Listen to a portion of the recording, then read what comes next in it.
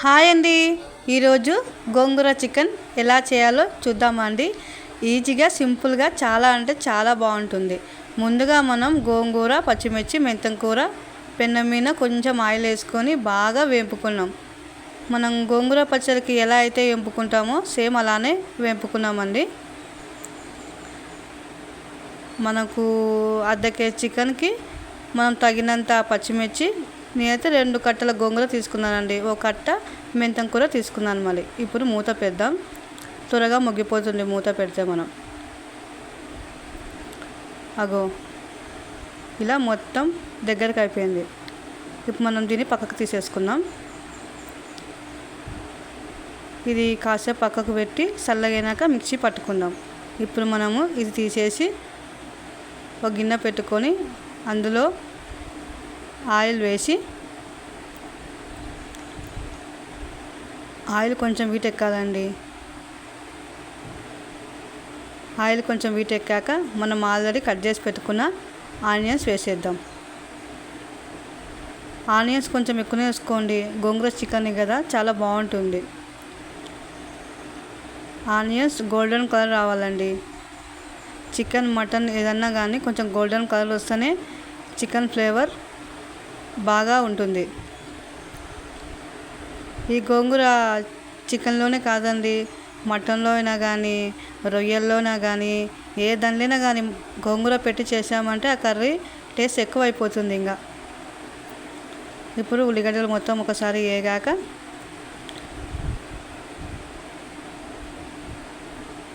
మనము ఆల్రెడీ పసుపు, ఉప్పులో క్లీన్ చేసి పెట్టుకున్న చికెన్ వేసేద్దాం. కొంచెం చికెన్ స్మెల్ వస్తుందంటే ఉప్పు, పసుపు వేసి వాష్ చేసుకోండి. అప్పుడు మనకు స్మెల్ అనేది పోతుంది. ఇప్పుడు చికెన్ మొత్తం వేసేసి ఒకసారి మొత్తం కలుపుదాం.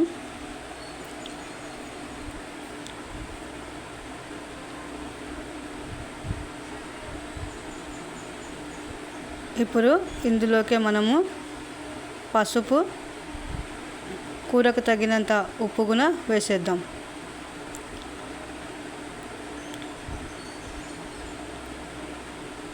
బాగా నీళ్ళు ఊరి దగ్గరికి ఫ్రై అయ్యేంత వరకు బాగా చికెన్ ఉడకబెడదామండి. చికెన్లో నీళ్ళు ఉడతాయి కదా, అవన్నీ మొత్తం ఇంకిపోవాలి.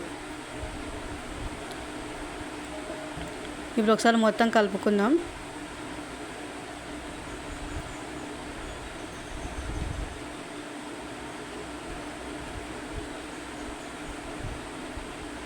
ఈ కర్రీ చాలా అంటే చాలా బాగుంటుందండి.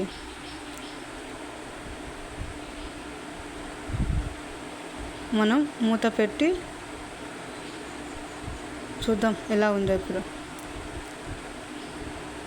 అగో నీళ్ళు మొత్తం ఊరిపోయాయి. చికెన్ మొత్తం ఈ నీళ్ళు మొత్తం ఇంకిపోవాలా, అప్పుడే మనకు నీసు వాసన అనేది పోతుంది.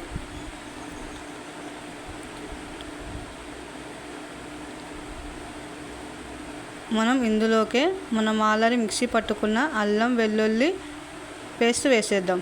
కొత్తిమీర, అల్లం వెల్లుల్లి పేస్ట్ మొత్తం వేసేద్దాం. ఈ అల్లం వెల్లుల్లి పేస్ట్ చికెన్లో బాగా డ్రై కావాలండి. బాగా దగ్గరికి అయితే దీనిలోనే బాగా మొగ్గాలి. ఆయిల్లోనే అల్లం వెల్లుల్లి పేస్ట్ బాగా మొగ్గితే మనకు చికెన్ అనేది పర్ఫెక్ట్ వస్తుంది. బాగా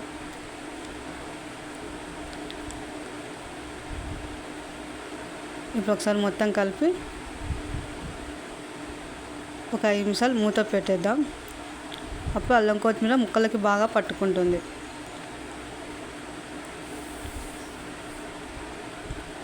ఇప్పుడు చూద్దాం.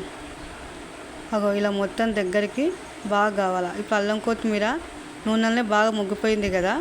ఇప్పుడు మనం తగినంత చికెన్ ఉడకనిక ఎంతైతే వాటర్ అవుతాయో ఒక గ్లాస్ వాటర్ వేసేసుకుందాం. ఒకసారి మొత్తం కలిపి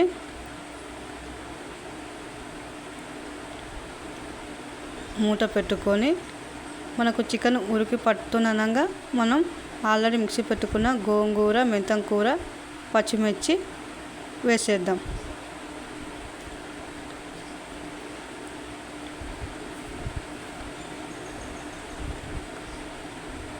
ఈ మిశ్రమాన్ని మొత్తం ఈ చికెన్లోకి వేసేద్దాం.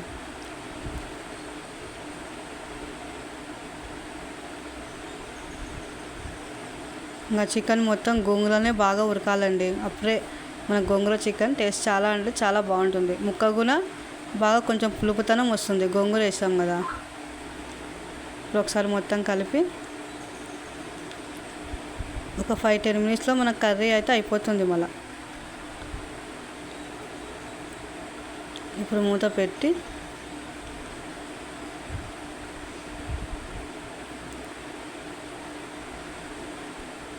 చూద్దాం ఎలా ఉందో.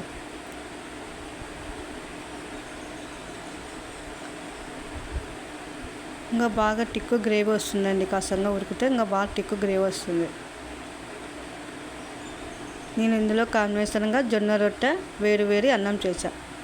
జొన్న రొట్టె అయితే చాలా అంటే హైలైట్ ఉందండి. జొన్న రొట్టె గోంగూర చికెన్ కర్రీ వేడి అన్నంలో కూడా చాలా అంటే చాలా బాగుంది. చపాతీలకైనా బగారా రైస్లోకి కూడా బాగుంటుంది ఈ కర్రీ వచ్చేసి.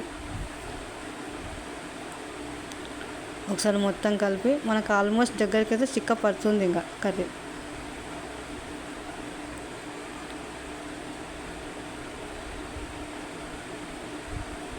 ఇప్పుడు కొంచెం గరం మసాలా వేద్దాం.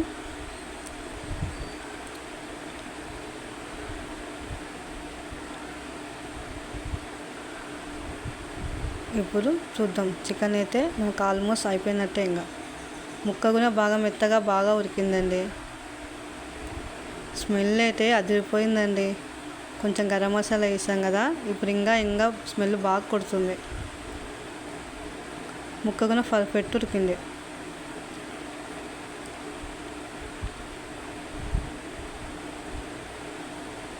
ఇప్పుడు మనము పైన కాస్త కట్ చేసి పెట్టుకున్న కొత్తిమీర కూడా వేసేద్దాం.